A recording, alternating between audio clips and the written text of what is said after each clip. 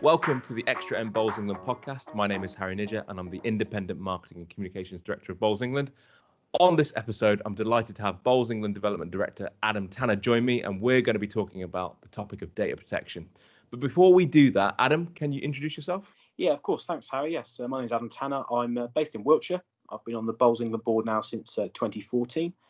Since 2018, I've held my current role as Director of Development. Of course, this year hasn't been an easy one in which to develop the sport in the more traditional ways, but we've continued to be as proactive as possible, as you know, Harry, and this has included holding a good number of podcasts and webinars over the course of the last few months. And yeah, the latest subject, which we felt would be relevant and beneficial to our members, is a quick refresher on the subject of data protection. And on that subject, Adam, obviously for listeners into this podcast, they might not know that you're actually a lawyer full-time, right?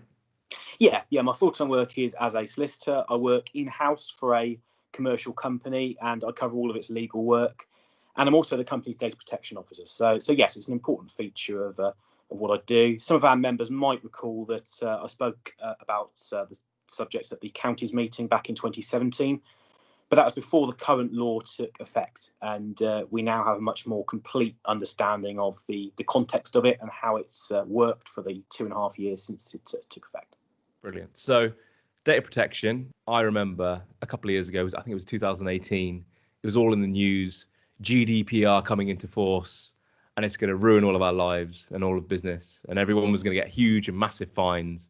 So can you give us the context, Adam, of that? Yeah, sure, Harry. And you're absolutely right. There was a lot of publicity at the time around the GDPR, and that's short for General Data Protection Regulation. Some of our members might recall I spoke about it at the counties meeting back in 2017, but that was before the current law took effect. And we now, of course, have a much more complete understanding of the context of it and how it applies.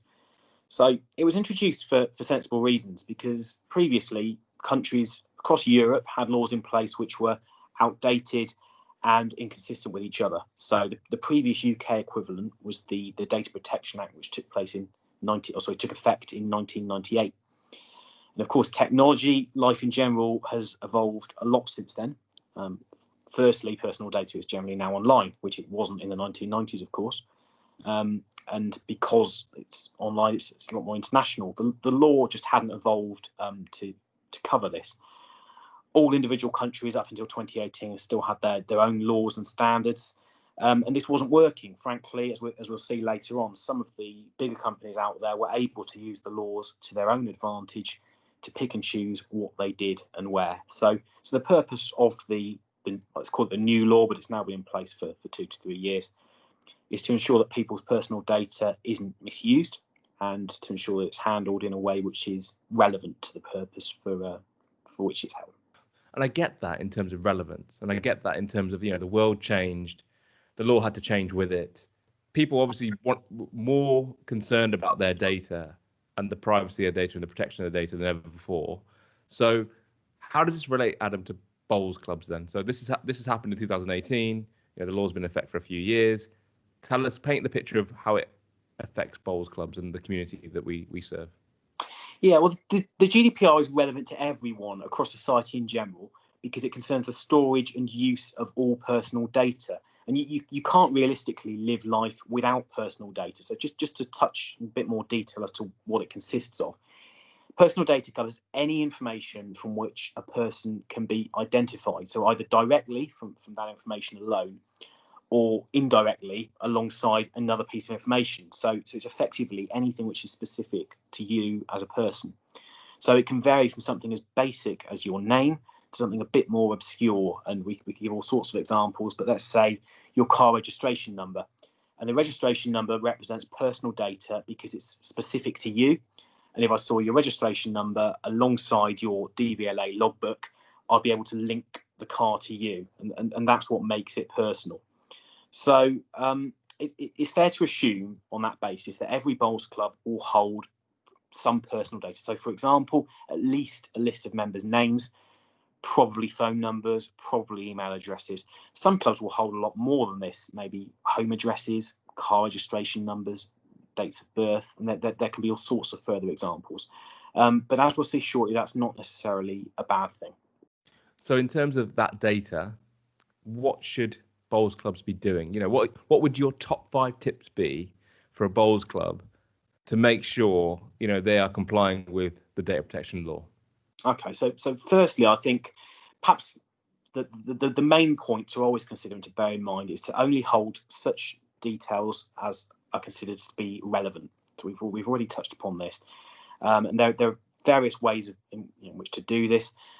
Firstly, to consider perhaps on an annual basis whether, let's take for example, whether a person's home address is necessary to be held. The question is whether it's relevant. If a club is still sending hard copies of documents to a person's home address, then yeah, by all means, that is relevant, and that can still be held. If not, it probably isn't. And yeah, just to give one more example, let's use the car registration numbers one again.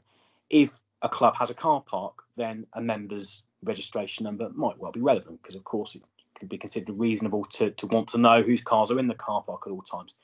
If a club doesn't have a car park, it's hard to see why that individual person's number plate would be of any relevance to the club. So that's the first tip of the lot is only to hold such contact information as is considered to be relevant. Number 2, let's say to avoid sending correspondence to members which is not related to either bowls or to membership of the club. Once again, relevant is the key word. If whatever is being sent, if that's by email, by post, or by any other means, is relevant to members of the bowls club, it's absolutely fine, and nothing is to be done about it. A third one, quite a straightforward one, but one which I think could be perhaps applied a bit more often, is to blind copy or BCC members who are receiving, let's call them circular emails within the club, even if those emails are relevant to everyone, because otherwise those email addresses, which always represent personal data, can end up being forwarded to all sorts of places, and that isn't quite as healthy. Another tip, and this is by no means essential, but is advisable, is to ask one member within a club to take on the role of a data protection officer. It's not necessarily a very onerous role. It might sound like maybe a slightly intimidating one, but I think it does make sense for one person to have a particularly strong understanding of the relevant laws and best practices, and we're only really talking about the things that we're mentioning now, to oversee things and to point out very basic areas in which improvements can be made. And last but not least, a couple of bodies out there, such as Sport England and the Sport and Recreation Alliance, have provided some useful templates which can be used for some very basic related relevant documents, such as privacy policies. And I wouldn't say that these, again, I wouldn't say they're essential at club level, but I would say they're advisable, and they don't require a great deal of time or effort to introduce. A copy of them can very easily be placed in the clubhouse and online if the club has a website. And we will post a couple of useful links to relevant pages online alongside this to give people a useful idea of where to start. I loved all those tips, Adam. I think one area I'd challenge you on is the part where you said that clubs should, if they can, nominate somebody in their community and their club to be the GDPR officer or data protection officer, and help in that area. What if there isn't anyone available to do that? If there's not the resources or manpower, what would your advice be then? It's by no means essential, Harry, and to be fair, I think it's probably fair to assume that at this stage, the vast majority, and let's not keep this specific to bowls, the vast majority of, let's say, amateur sports clubs will not currently have a data protection officer, and that really isn't a problem. We're just looking tonight at ways in which clubs can continue to develop, can continue to improve. I do feel that's one. It's a fairly low cost and straightforward way in which that can be achieved. But this is all just looking to develop, as I say, under ideal circumstances, and it's absolutely fine. It's certainly nothing for clubs to concern themselves with if we're still not at a stage at which someone's ready to take on that role. And I guess on that topic of someone being in charge and looking after data, keeping that personal data secure is going to be, part of the law, is very important. What would your tips be for making sure that's kept secure for club? I think, again, just ensuring that only the relevant individuals, let's say within each of the administrative roles, people only hold, or let's say manage, information which is of relevance to them. Now, of course, some of that personal data will become more, I wouldn't say public, but will become more widespread for very valid and genuine reasons. So within a typical club, it's probably fair to say that a list of names and phone numbers at the very least will be circulated to all members. That's absolutely fine, and that's been the case for a long time, and for very practical reasons. Again, there's nothing that needs to be done about that. All I would say is it's relatively important for clubs to keep a fairly close eye on things, and to either remove or update data which is no longer considered to be of relevance. It's always boils back down to that key word of what is currently relevant is all that really should be out there. I completely get that. And then in terms of any further advice, or is Brexit going to affect this, Adam? I mean, that's just around the corner, isn't it? It is. It's easy to forget, of course, with everything else that's been happening. But no, it won't. It's been officially confirmed several points over the course of the last couple of years. Regardless of how Brexit ultimately applies, it won't have any impact on the way in which we handle data protection in the UK. So GDPR will continue to apply in the way that it currently does. And the other thing I was going to mention to you, Adam, was that in the news you see lots of companies getting big fines, right, for not complying with GDPR, and it's British Airways gets a big fine. Universities are getting big fines. Mm-hmm. You can see it's actually very, very relevant now in the news. Should bowls clubs be worried about that in terms of people coming after them? No, not really. And I think to give a bit more context to that, so you're quite right about the British Airways one. It was a few months ago now, but it was quite rightly pretty newsworthy. Very high, probably the most high-profile example so far, because they were fined £183 million, so not loose change, for leaking data of hundreds of thousands of passengers to sources which were not relevant to those passengers. But this is exactly why the law was introduced, to penalise big companies on a high scale in a way which made them take the law seriously.